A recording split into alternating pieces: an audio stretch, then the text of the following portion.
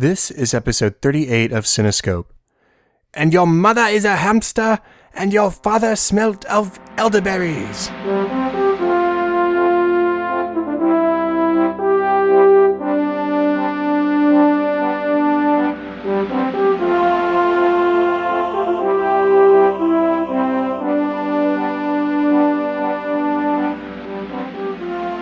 Welcome to Cinescope, where our goal is not to criticize or to assign ratings, but rather to celebrate the movies we love, exploring story, characters, music, and relevance to the world around us.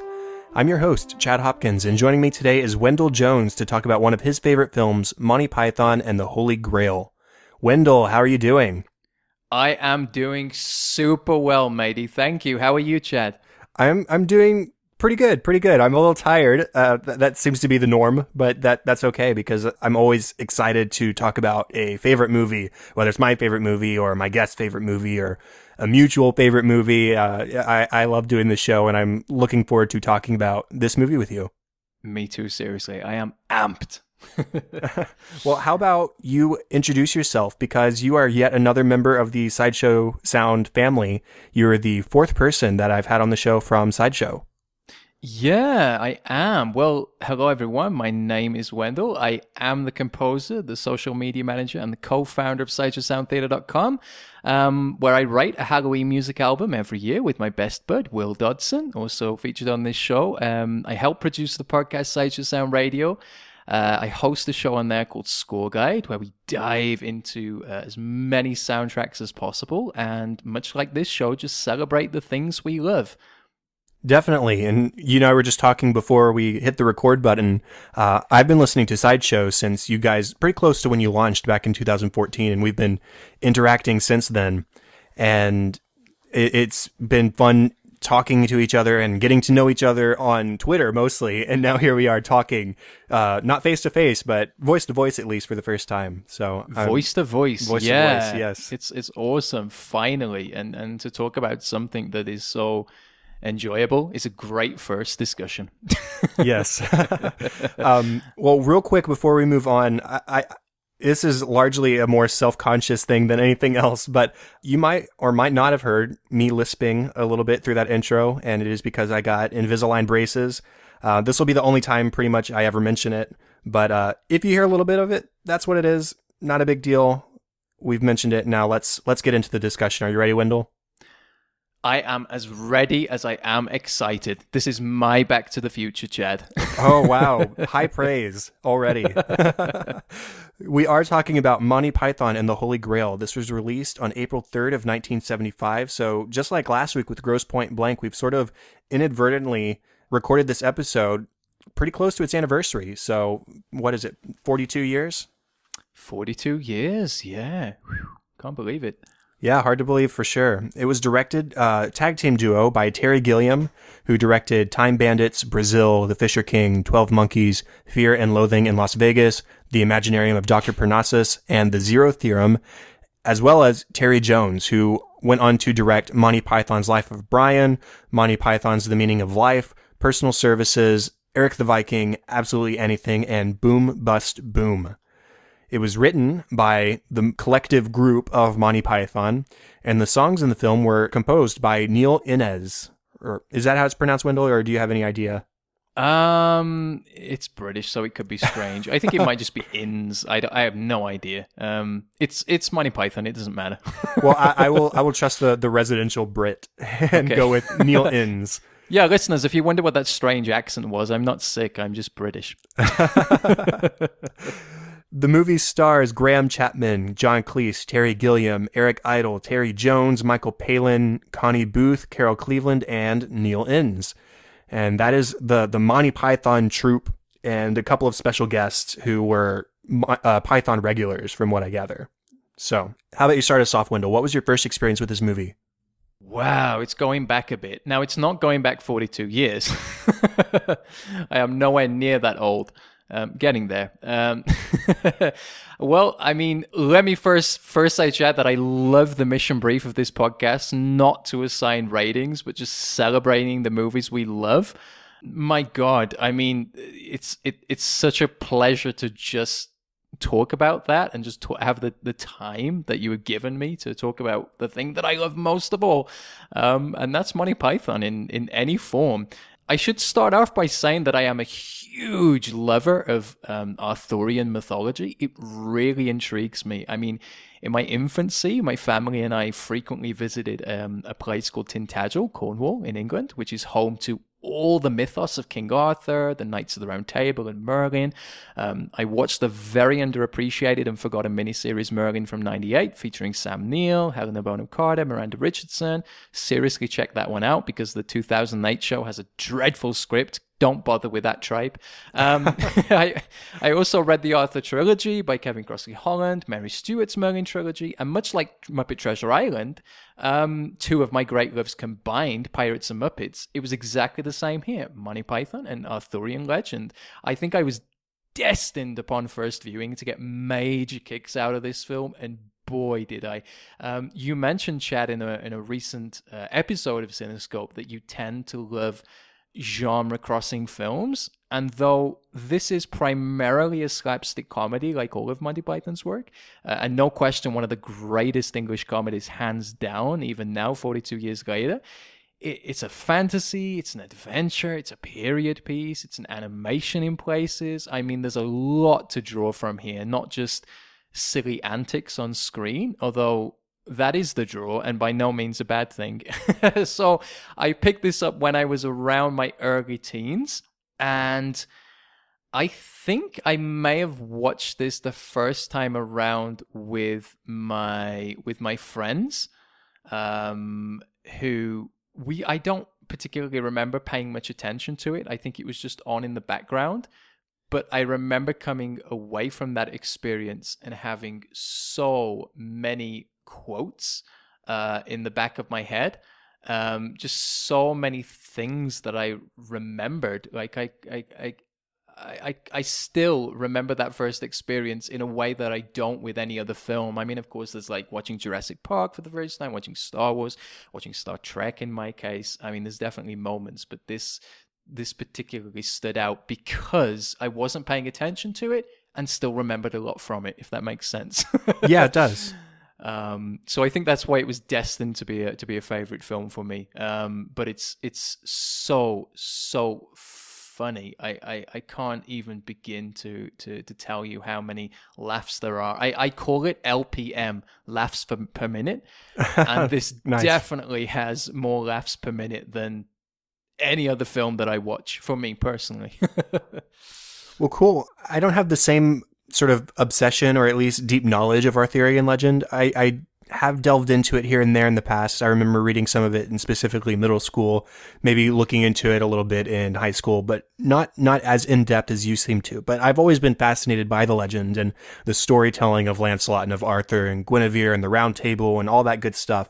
So again, genre crossing, I enjoyed that this movie does sort of set the Monty Python mentality within something that has a little bit more mythos and a little bit more, not historical basis necessarily, but that sort of feel to it. Right. Mm-hmm. And that being said, this was my first time watching the movie. I have been aware of this movie for at least since middle school, is when I probably first remember like knowing of Monty Python and the Holy Grail. And in fact, sometime in middle school, I think I had a teacher who actually started playing the movie in class during a free period or something. Wow, good job, that teacher. Right. Unfortunately, I was not all that interested at the time and didn't pay much attention. But over the years, I've, of course, been familiar with many of the gags and the jokes and individual sketches from the movie, just because of how it has sort of permeated culture in its way, as Python tends to. So the witch scene, the Black Knight scene, the... I will probably get into more of them later, but there are a lot of the individual jokes and gags that I was like, oh yeah, okay, now I've seen it, so I can maybe quote it myself now. Who knows? That's it. See it in context. Yeah. Yeah, and so I mean, I never watched Monty Python of any sort. I've maybe seen a few sketches from the show or from other movies online over the years, but you know, British humor with the U is not something that was entirely lost to me. So I sort of knew what to expect when easing into this movie. And, John Cleese was in the Harry Potter movie, so I knew him from that. Eric Idle was in Casper and has been involved with Disney in various capacities.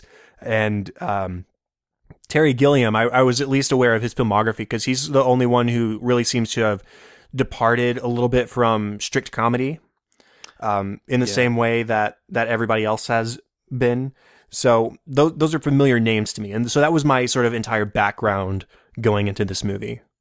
Awesome. Yeah. Well, I mean, Terry Gilliam is another favorite of mine. I mean, just to list them, like Guillermo del Toro, the Coen brothers, Darren Aronofsky, Luc Besson, Ridley Scott, and Terry Gilliam. They are all my favorite visual filmmakers, and I use the term visual very deliberately because I think this is a kind of visual masterpiece in its own way. It's someone who was on the rise to become, in my opinion, one of the most creative geniuses working in Hollywood today. Because 12 Monkeys is another one of my favorites. It's difficult. Whenever someone asks me my favorite film, I'll give them a different answer, Right. It'd be like Raging Bull, then It's a Wonderful Life. Blade Runner, Return to Oz. Being John Malkovich, The Neon Demon, It's right. Quite a range. Weird. In a weird turn of events, we were either going to talk about Black Swan today or this. So sorry, Aronofsky aficionados, but humor won this round. Well, maybe next time, Wendell. Maybe so. And I think when I reflect upon why this did attract me so much upon first viewing, I definitely took life like a little too seriously as a young teenager. I was really studious and living in a kind of academic cocoon. So when Monty Python arrived, it took sketches so surreal as they were to force the laughter out of me in a way and kind of, I don't know, maybe chink away at that snooty British attitude I was starting to develop. So my taste for comedy was very much defined by the Pythons and continues to kind of set precedent for what I'm going to enjoy in the genre later on, because I wasn't fanatical about comedies before seeing their content. And I know there is a lot of physical humor with the Pythons. You have to give them props for their wit, though, as well. I mean, they write comedy from a very smart place, and I think this film shows that clever approach on the surface more than other perhaps fan favorites. It's not a smart comedy by pushing social or political boundaries or fashionable hyperbole. It's craft. It's comedy conceived over a long period of time.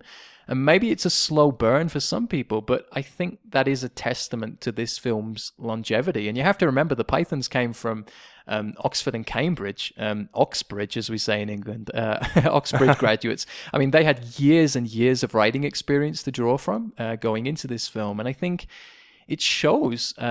So yeah, I think my biggest kind of personal takeaway from this film on first viewing was just how to write good, intelligent comedy and have an absolute blast while doing so. Cool. Let's go ahead and start talking about some of the story aspects themselves. So right off the bat, as the best films do, it lets you know what it's going to be. And funny story, it's not unusual for me to watch a movie with subtitles.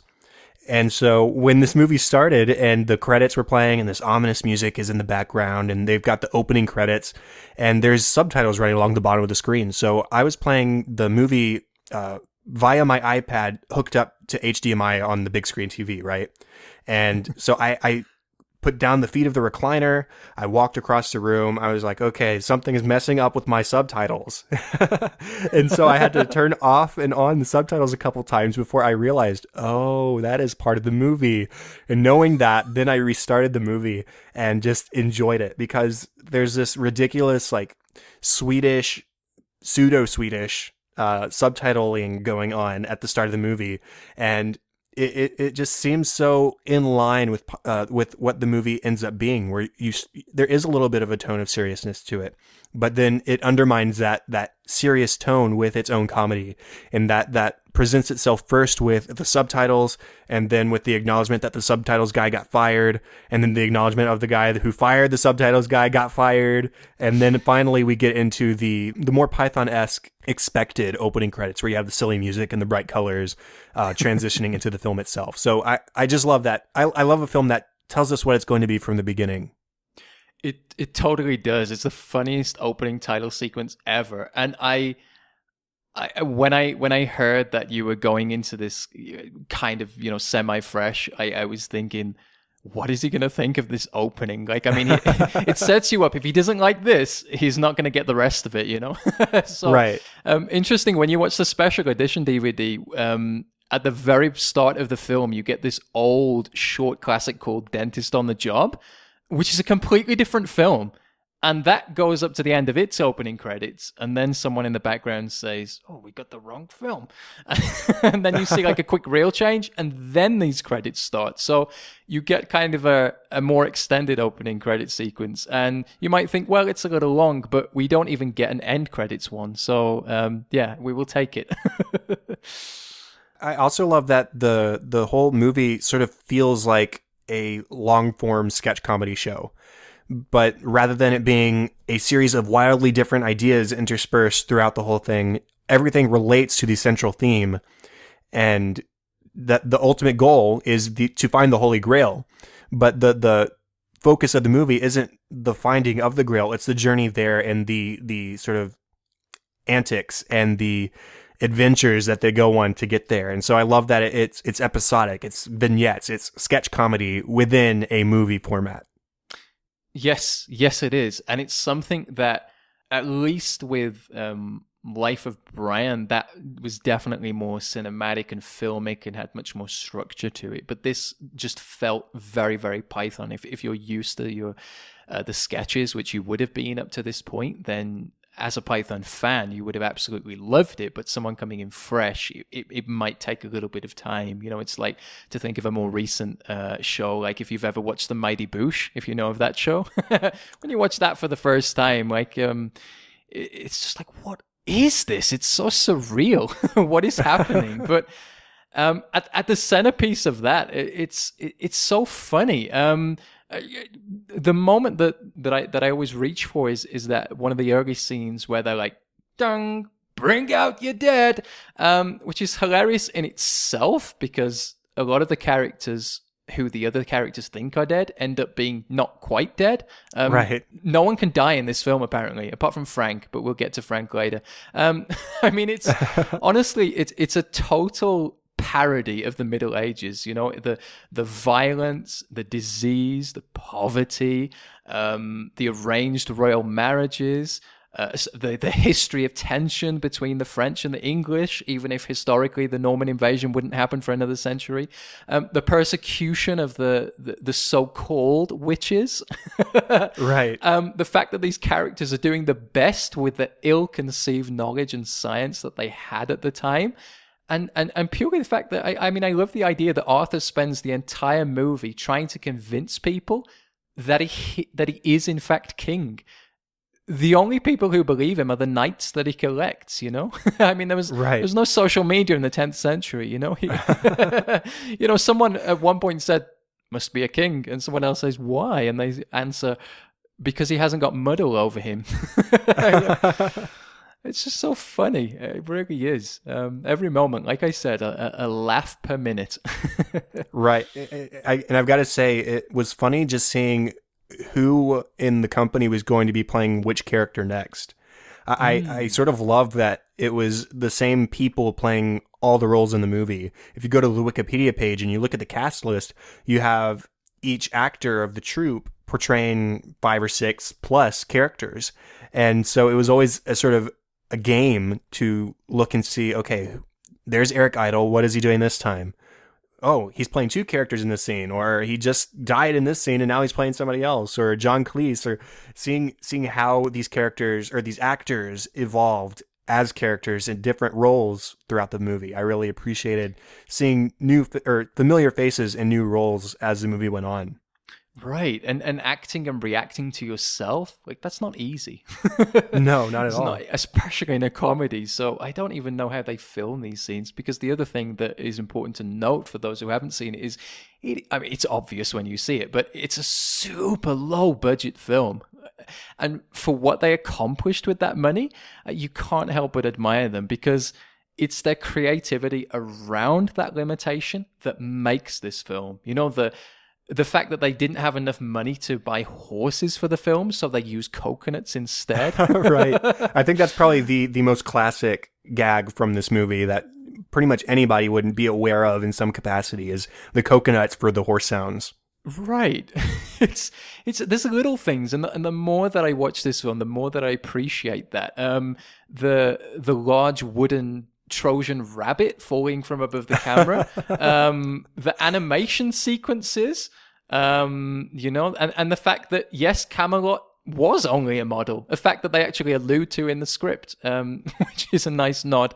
And the characters, very often break the fourth wall in the middle of the film, which happens a few times, especially when they're describing each of their scenes, they're like, well, what do you think of this film? Just turning to the camera for a moment. It's right.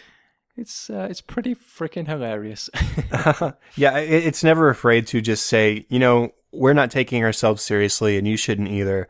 So you've got the coconuts for the horse sounds. You've got the animation that is sometimes 100% Deus Ex Machina, like the illustrator who has a heart attack mid Black Beast chase. Yes. And so they escape because the illustrator wasn't able to finish drawing the sequence. That's perfect.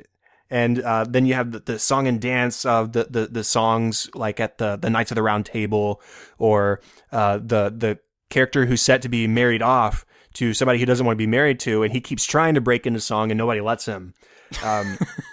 And the killer rabbit. I mean, there's so much that is just like 100% ridiculous in this movie.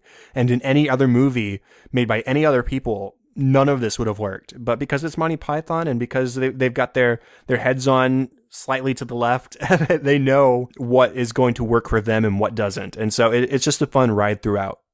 Exactly. The Monty Pythons know who they are. They know how to write best for each other, and they know how to act that out and have the acting chops and the comedic timing to deliver it. So it's, they have this appearance, even in the making of or the behind the scenes, when you watch it appears like no one knows what they are doing, but believe me, they know everything they are doing. They're just conning you into thinking they're fools when in actual fact they're geniuses. I for the story points, I particularly love the castle when he enters the castle and just kills everyone. That is hilarious, and I love those two characters. The son and the father relationship is the most ridiculous father-son relationship you will ever find. Even the opening line, he's like, "One day all this will be yours." What, the curtains? And it's just, there's so many like little funny lines that you miss, and you need to spend time with this movie and story to appreciate it, because there is a story there, like you say, there is that quest, but that is not the crucial element, and it's perhaps one of the only films that can kind of get away with that. And in fact, they don't even reach the resolution of that quest. They get to the end of the movie and they don't get to find the Grail because, hey, you're arrested for killing a whole lot of people and you're being arrested for questioning or whatever it is. That's so funny that they don't even accomplish what they set out to do. So it really is more about their journey up to that point, and I think that's awesome. Well, it's like a stand-up comic, and that's reaching the punchline. Yeah, I wanted to ask you about that because a lot of people find that abrupt ending a little off-putting. What did you make of the ending? That was one thing that hadn't been spoiled for me. I had no idea. And so it caught me off guard. And I love that it's just a fade to black. It's good that they got the credits out of the way at the beginning of the film, so at the end of the film they could just cut to black. The movie's over. I'm putting my hand in front of the camera, and now we're just going to listen to some music, and that's the end. And since you've sat through this whole movie and hopefully enjoyed yourself, and you've already discovered what kind of humor you're in for, I think if you're in that right mindset, then the ending itself, not finding the Grail, being arrested by modern day police officers, that's just sort of the icing on top of the cake, or even the cherry on top of the icing on top of the cake. So I thought it was funny. I thought it was great.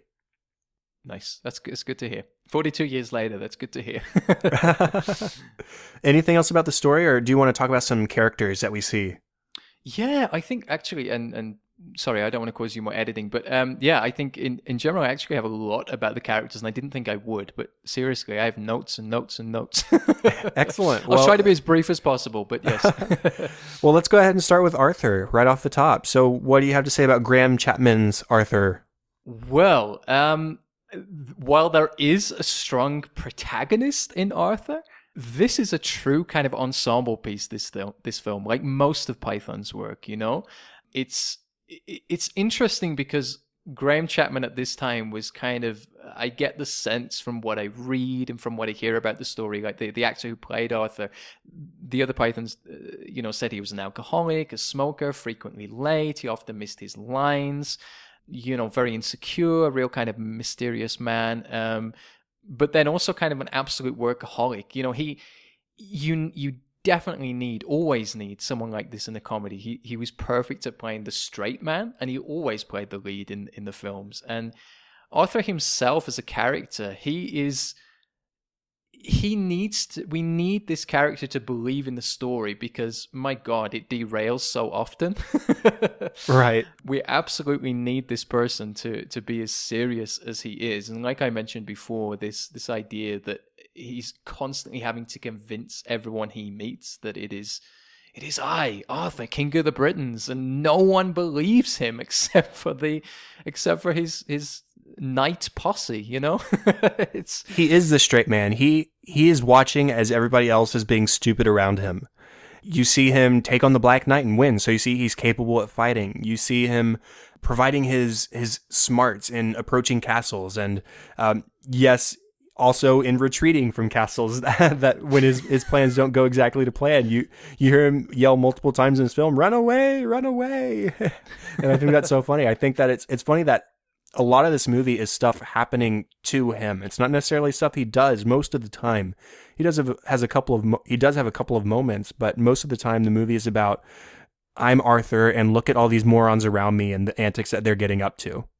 Exactly that. And you need that to pull you through what, like I said, could be a story that very quickly derails. We need this centerpiece. We need the actor to believe in it, and we need to believe in the character, and that is his purpose. Whether it's one of the greatest portrayals of King Arthur, I don't know, but it's because of his seriousness, it just creates such funny scenes. And he doesn't tolerate any messing around either. The second time they approach the Knights of Ni, he's not going to go and get a second shrubbery. Like he's like this. He will do what he can if it services him finding this great quest for the Holy Grail. But if he feels like he's being taken for a fool, the same with the three-headed knight, the same with the Black Knight, the same with the French people that are taunting him, then he's not afraid to just turn around and run away or just move on. And that's the beauty of his character. Mm-hmm.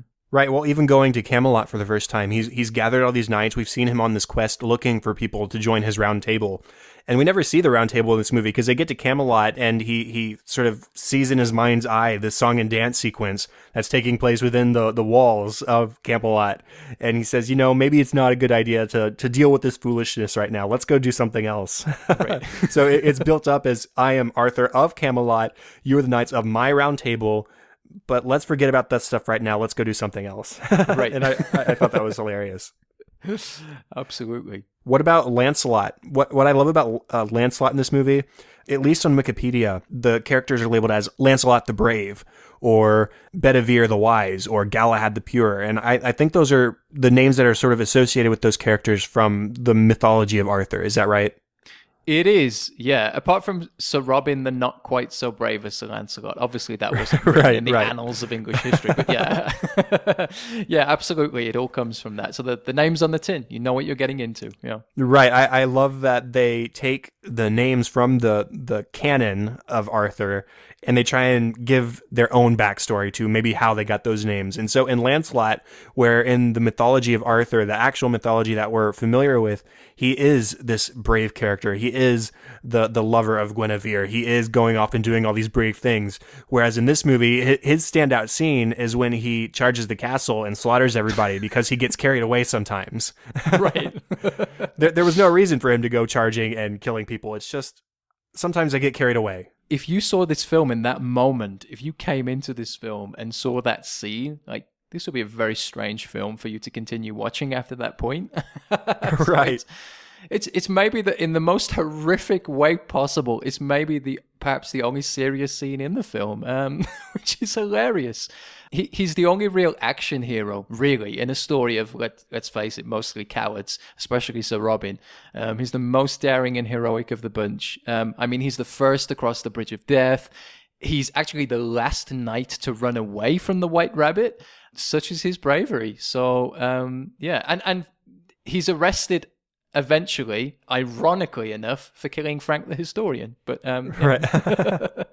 Then you have Sir Robin, the not quite so brave as Sir Lancelot, who is supposedly very brave if you believe the minstrel, right? He's singing about how Robin is unafraid of all these possible ways he could die, and he goes on and on and on about all the different ways that Robin could die. But don't worry, he's not afraid of any of them. And leading the charge, you have Robin, who's sort of glancing over his shoulder, like, some of those don't sound all that great. I'd rather not die like that. You sort of see it in the corner of his eye. He's not excessively heroic. He's not necessarily even excessively frightened. He's just sort of a normal guy. But because he's a knight of the Round Table, he has to have something special about him. And so the minstrel is there to exaggerate one way or the other, whether it's about how unafraid of dying he is or how he bravely ran away once things got a little scary. It's so hilarious. To me, he represents the everyman, because I think that the minstrels kind of represent his conscience in a way. I could see that. I think we're all very brave. I think in real life we always say a lot of things and don't do them. We we hear a horror story about someone being beaten up and we're like, well, if I was in that situation, I would beat that guy to a pulp. And then come to it, of course, we would probably run away. So I think he represents that part of our human kind of just the way we approach life as human beings. And I think, to me, Sir Lancelot is who I would want to be, and Sir Robin is probably who I actually would be. Well, even in that final scene when they're approaching the Bridge of Death, and Robin says, I don't know if I could answer these questions. I don't want to chance it because I don't want to die right now, not like this. And then Lancelot is asked, of course, Lancelot is the brave, so he goes across first, like you mentioned, and he gets asked, what is your favorite color? Oh, I can answer that. That's easy. And so now Robin's full of bravery. He's like, I can do this. No problem. And he's asked what the capital of Assyria is. He said, I don't know that. And then he's punished for it. He's killed because he didn't know the answer. So that it's funny seeing how he almost cold-blooded in a way. He rises to the temperature of the area around him. So whether it's too dangerous for him and he needs to back away, or whether it's a little bit calmer or a little bit more relaxed, and that's an easy question, I can say my favorite color, and then he's punished for that. Yes. Yeah, exactly. So to me, I don't want to say that I relate to him, because I think I relate to all of them, but I think it's a very kind of human character, even though he's not necessarily a huge part in the film. But yeah, the minstrels, his band of minstrels, are hilarious with their lyrics, and they keep reminding him he's a yellow belly, and they do just serve as his conscience. It's like when any of us do anything embarrassing, and if you're anything like me, dear listener, like you will you will do something embarrassing at least once an hour. So it's just those little thoughts that keep you lying awake at night.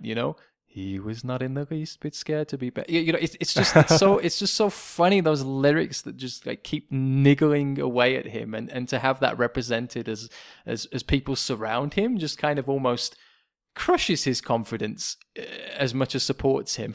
So it's a very, very funny character, and I think that's true of all of them. That's how I look at it. I don't necessarily relate to one character in particular. Rather, I relate to all of them, because they each one of the knights exhibits all the different traits of the human character. It's bravery, cowardice, curiosity, loyalty, and sheer dogged determination in the face of certain peril and potentially death. There are many, but at the same time there is one, which is the way I've always thought of the Knights of the Round Table, whether it was conceived that way or not. What other characters do you want to talk about?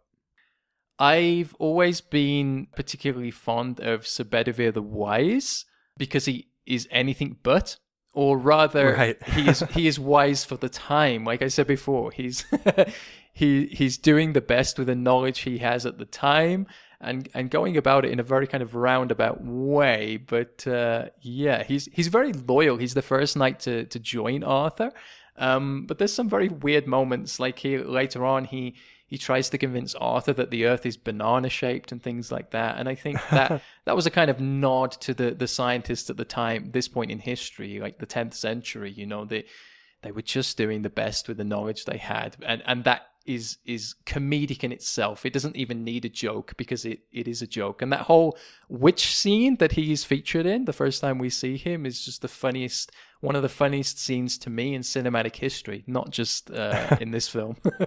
Yeah, and that's another one of those classic Monty Python and the Holy Grail scenes that I was aware of before seeing the movie, is just because, that's often quoted from everywhere. You hear, does he weigh more than a duck? What, does she weigh less than a duck? Or I wasn't familiar with all the intricacies of that scene. I didn't know about the whole trying to draw conclusions. So witches burn, therefore witches made of wood.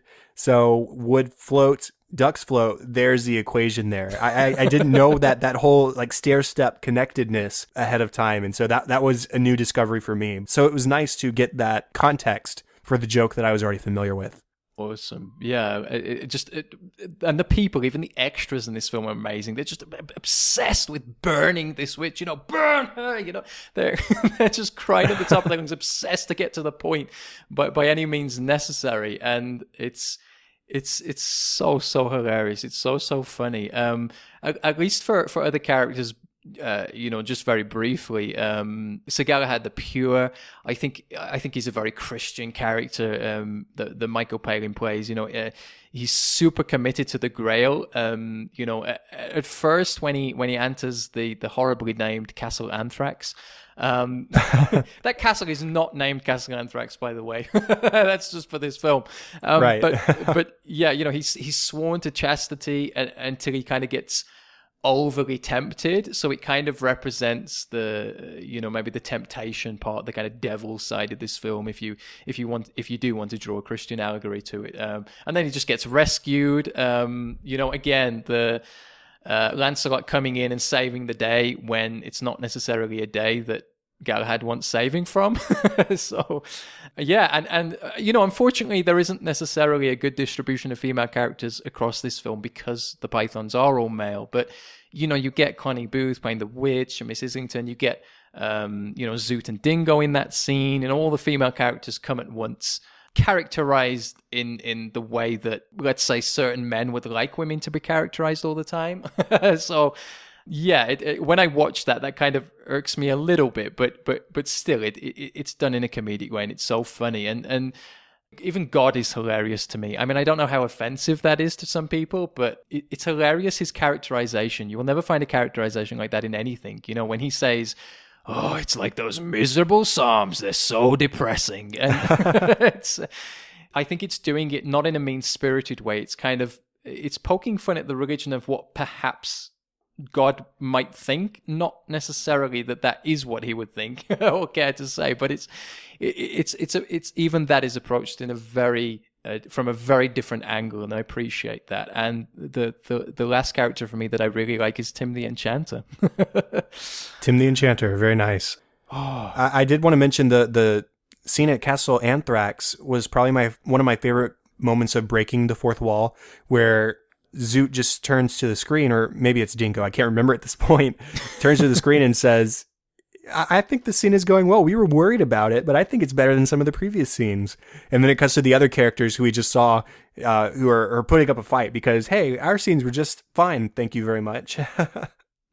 It's just like, get on with it. Yeah, get on with it. Get on with it. Yeah, it's right. It's hilarious. I love that. The only time I can think of in recent years that's happened is Deadpool. And then there's the Black Knight, of course. That's another one of those scenes that I was familiar with in some capacity. You always hear, it was just a flesh wound. You hear that kind of stuff. So this was my first time seeing that scene in context. And it's funny because I didn't know it's at the hands of Arthur. And he basically witnesses the Black Knight beating this guy to a pulp and killing him and shoving a sword through his face. And then Arthur goes against him. You don't know how things are going to turn out, but then it turns out, Arthur takes him down easily. Maybe the Black Knight wasn't this big bad dude that we thought he was. And so that's equally funny especially paired with his banter and constant challenging of Arthur, despite obviously losing this fight. Yeah, and it's gruesome. It's really bloody. Like that the moment the sword goes through the Green Knight's head in the very beginning, it's it's not perhaps easy to look at, if this wasn't a comedy and seeing all that clearly fake blood everywhere. So yeah, apart from Arthur, that character, the Black Knight, is perhaps the most determined character in this film. In Right. any film, all his limbs are removed, by the end. So yeah, I love it. And then he's just like, we'll call it a draw. Right. After being completely delimbed, we'll call it a draw. Okay. Exactly. Well, cool. Any other characters? Just briefly, I always admired, obviously, the Knights of Ni, and there's definitely, everyone's kind of favorite characters. I definitely appreciated the three-headed knight, which is someone that I feel is often forgotten when people review this movie or reflect on it.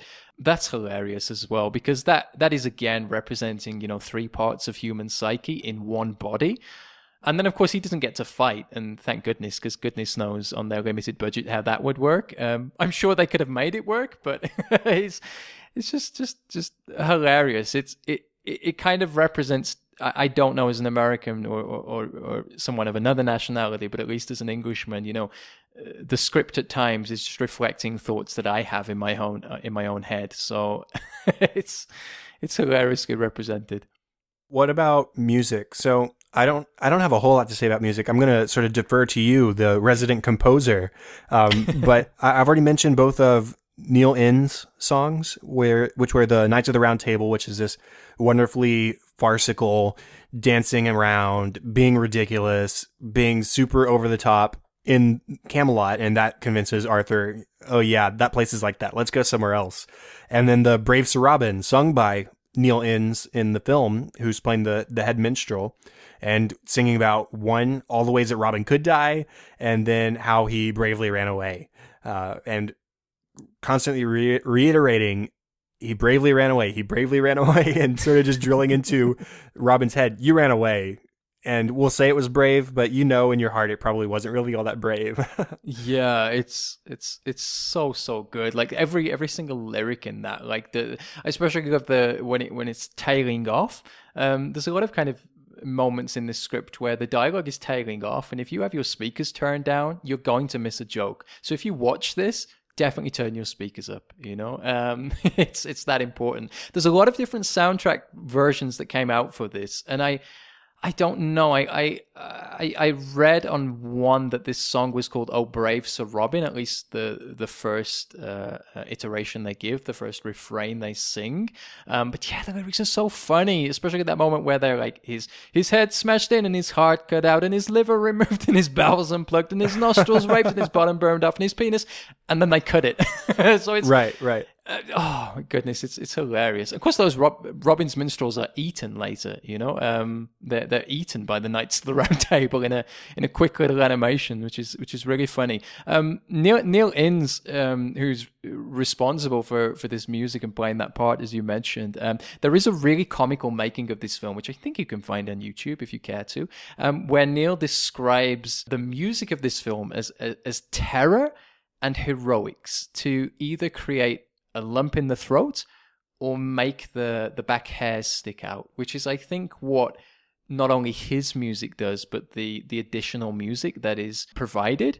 This happened in a lot of films back then, and particularly television shows. You would get big production music libraries that would contribute, especially to BBC shows. And one of those libraries was the De Wolfe Music Library, very, very famous, at least in England. I think for choosing one of those random music selections, the one that I would choose is a piece called The Flying Messenger, which is written by a chap called Oliver Armstrong. And it plays during that scene we mentioned earlier when Lancelot just storms the castle, the Swamp Castle, I guess it's called, and just kills all the guests. And again, you're thinking, well, why is killing everyone funny? Isn't that just gratuitous violence? Here, no. For the first time in cinematic history, no, because it's accompanied by such serious, heroic music underpinning every action. Just pushing him and providing the impetus for his actions all the way until he reaches the top of the tower. And it's so funny. I can't get over that scene. You know, if there's one scene that I go back to every time, it's that one. And I am not a horror fan at all. Like there's a lot of horror films that are my favorite, but as a genre, like I definitely lean towards other places. But yeah, it's so good. There's a lot to be spoken of here, and it isn't necessarily a strict soundtrack that you can follow linearly. But there is definitely certain themes that are used from that music library that appear again and again. And yeah, it's just hilarious. And I've spoken about a song, I've spoken about a score, and permit me if you will, I just want to focus on a musical sting. Whenever they say, whenever the Knights of Ni or the Knights of Patang Patang, whatever it is, whenever they say, we want a shrubbery, you get this really scary musical sting in strings. And it's anytime they say shrubbery, that happens. It's pretty frightening. It's so funny, and it adds so much weight to that word because, you know, what is inherently scary about a shrubbery? No, what even is a shrubbery? No one knows. Right. I've always heard shrub, and shrubbery sort of applies to maybe a collection of shrubs or a garden decoration of some sort, but I'd never heard of something referred to as a shrubbery. This is the first time I've heard that word. It provided a level of comedy just from the fact that they were calling it a shrubbery. Yeah, absolutely. So I think they're, you know, as all best comedies, you need that serious moment, and like you said, going right back to the start with the opening credits, you know, that very serious, intense opening titles music behind those hilarious Swedish subtitles. If this music was placed under any other opening titles, you would kind of be forgiven for mistaking this for an art house piece or something.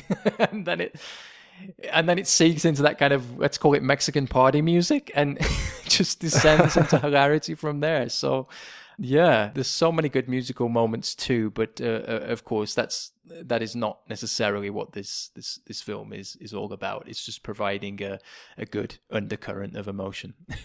Yeah, the most obvious musical cue for me is probably the one that they used for King Arthur's heroic theme that you hear multiple times throughout the movie. If it's the one I'm thinking of, I think it's called Homeward Bound, composed by Jack Tromby. Yes, it is. Yeah, which I don't have a whole lot to say about it, but it's perfect. It fits the more serious vibe of Arthur himself and the Arthurian mythology that we're used to, and so it fits into that very, very well. And it's used very appropriately at those moments, and it's accompanied and sandwiched on either side from with all these more ridiculous musical moments and these ridiculous sketch scenes. And so, yeah, I think the music, even though it doesn't have a strict composed score for this movie, the music is used to great effect in whichever situation it is used. So cool. Absolutely. Yeah. And you know, because it's always attached to a certain character, it does have a kind of thematic connection to each character or each scenario. You know, the music I mentioned about him storming into Swamp Castle, you know, that music is used again against the killer rabbit. You know, the music you mentioned, I always think of that theme as traveling music. I hope the listeners know what I mean by that. It's just good kind of driving music, or in this case, kind of prancing music. I guess we can call it prancing to coconuts.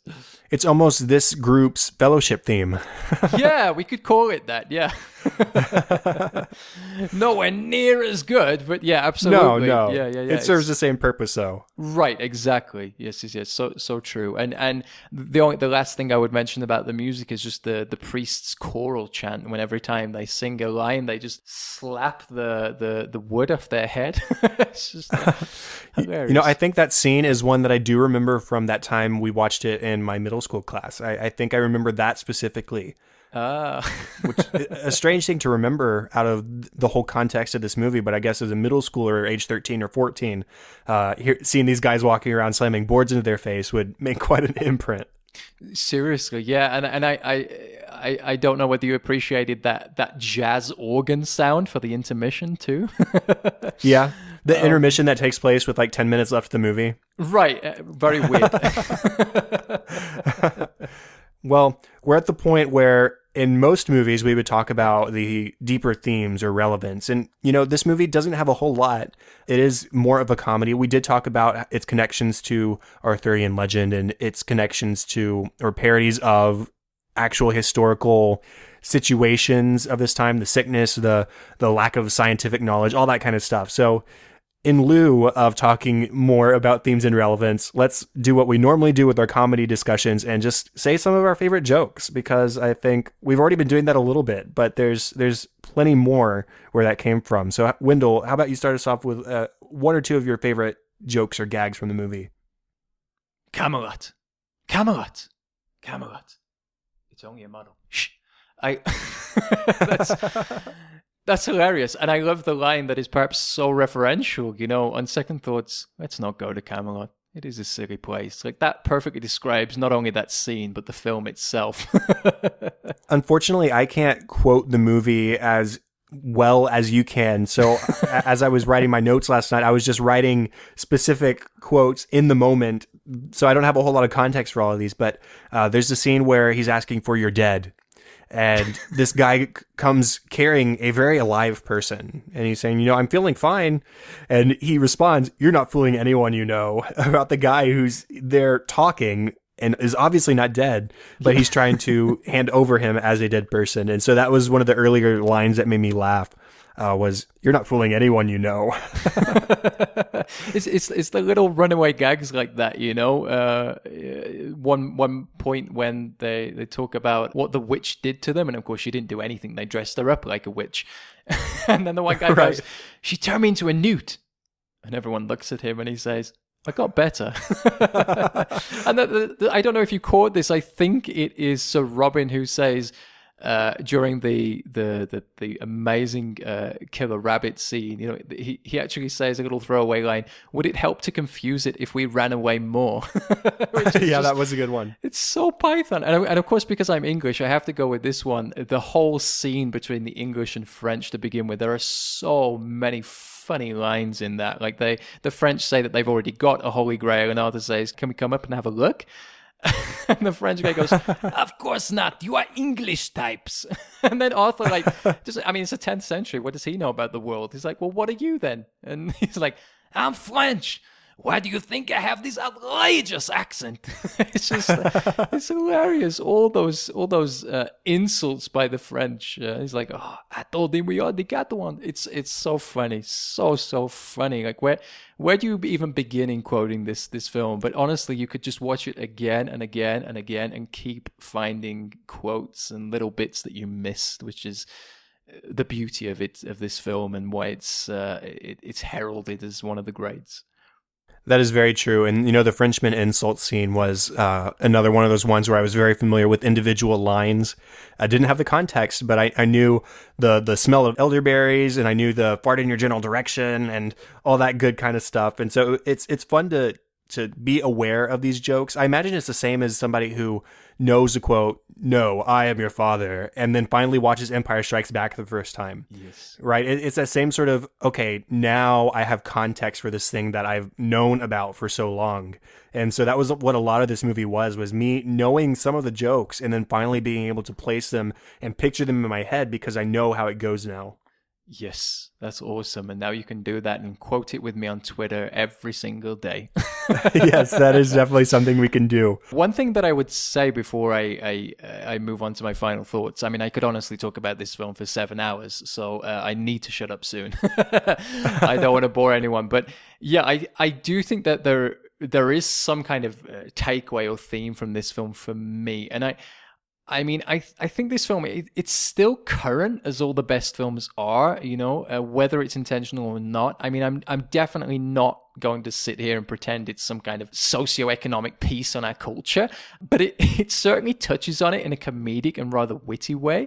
And, as a Brit, as an Englishman, this film is a glimpse into the very clearly defined class system in England, as all the best classic English comedies did back in the day. The characters defy their class, however, and the story really pokes fun at the whole idea of power in general. To leave you with a couple of last jokes and comedic lines that I really like. One of the most hilarious side characters to me is Derek, who delivers a great line of dialogue to Arthur. He says, "Listen, strange women lying in ponds distributing swords is no basis for a system of government. Supreme executive power derives from a mandate from the masses, not for some farcical aquatic ceremony."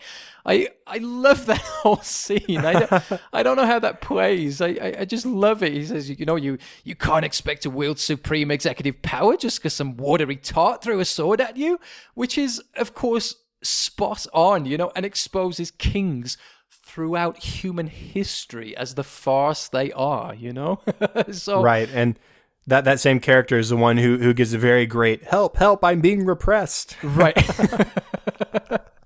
I love those characters. I don't even know what they're doing, Chad. What are they doing? They're just playing in the mud. Yeah, that's basically it. They're just being us normal people who don't have any nobility. And so that's what we do all day, Wendell, is we play in the mud. So I love that. They're playing in mud and then describing an anarcho-syndicalist commune, I mean, it's hilarious. It's people defying their class, and that's what I love this film for. I mean, before you get your pens out, people who are writing thesis on this film, don't. I think it's impossible. Good luck with that if you are. But seriously, I think there are some kind of takeaways in the way that it is such a kind of comedy on English culture now, and also just the Middle Ages in general and what life was like. And I think that to someone who was born in England, they can perhaps take away more of those themes than someone who isn't. But it's not exactly Hitchcock or Noam Chomsky. This is you're just here to have a good time. That's all it is. Yeah, and I've got to say, this being my first time watching through the movie, I did have a good time, and I'm looking forward to going back and watching more and being able to quote it more properly. Well, I shall be waiting on Twitter. Yes. Any other final thoughts from you, Wendell? Yeah, I think the funny thing today is, I mean, I watched this film in preparation for this show a few times. I really didn't need to, but I did watch it a few times. I'm impressed. Just to refresh my memory. But I kind of had it on in the background, and I would say that it is so good, it even works as a radio drama. So even if you're not watching the film, if you've got it on in the background, if you're ironing, playing Jenga, I don't know, whatever you do, listener, if you have it on in the background, it will give you just as much pleasure. And one word of warning for those uninitiated who have never seen this film before: if you have drawn the short straw in the life lottery and are unfortunate enough to be English, a sentiment you will only understand if you are in fact English, then you are actually in luck, because this film absolutely reeks in irony and satire of our little country, especially for non-city folk. If you grew up in a village or a market town, even a small town in America, if you grew up there in those places, then you will probably encounter these characters in your daily life already. It's just a who's who in a small village. Well, cool. I think that wraps it up for us, Wendell. That is the end of the official 38th episode of Cinescope. Thank you so much for talking about this movie with me. Thank you so much, Chad. It's an absolute pleasure. I'm so glad you had me. Thanks for having me. Really enjoyed it. Me too. And another great excuse to watch a movie that I hadn't seen and finally be able to come around and join the party, I suppose. Yeah, I had a lot of fun, and I'm glad you did, and I hope all the attentive Cinescopers, do you have a name for them? I don't, but maybe I should think about that. That's a contender on the list. Okay, well, I hope every single one of you lovely people out there got a kick out of it too. And yeah, it was my pleasure to be here. Thank you so much, Jed. Awesome. Contact for the show, facebook.com/Cinescope Podcast or @Cinescope Pod on Twitter. Please go to iTunes, help out the show by rating, reviewing, and subscribing. That's the best way to help us to grow as a show, grow our audience, and to reach new people. Email feedback and ideas to the Cinescope Podcast @gmail.com. And if you're interested in co-hosting, if you have a movie like Monty Python and the Holy Grail for Wendell here that you love, that you could talk about for 45 minutes plus, I would love to hear from you and maybe get you on the show sometime in the future. So, Wendell, where can people find you and your work online? People can find me in a cantina in Mexico City. If they want to find me online, the best place to do so is, like I mentioned at the start of the show, sideshowsoundtheater.com. You can find all our links to social media there: Twitter, Facebook, Instagram, Pinterest, SoundCloud, YouTube, you know, all that jazz. Except for Snapchat, because while I live comedy, I fail at it myself. Yeah, I don't use Snapchat all that much either, so no hard feelings there. Okay. Well, maybe we can get together and do some Monty Python sketches at one time in the future.